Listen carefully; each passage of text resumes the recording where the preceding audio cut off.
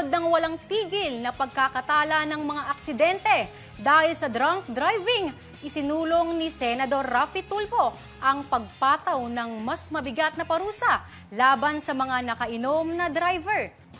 Para sa pulso ng usaping politika, tinutukan yan ni Raymond Tinaza. Sinisolong ni Senator Raffy Tulfo sa Senado ang batas na magpapataw ng mas mabigat na parusa sa mga nagmamanehong lasing.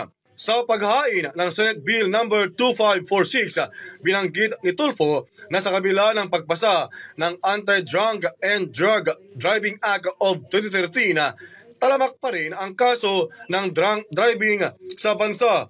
Ayon kay Tulfo, ang LTO, Law Enforcement Service Anti-Drunk and Drug Driving Enforcement Unit, ay rumesponde sa 402 insidente ng aksidente sa kalsada mula Enero hanggang Agosto 2022, kung saan halos 400 sa mga driver na sangkot sa mga naturang insidente ay nagpositibo sa alcohol intoxication.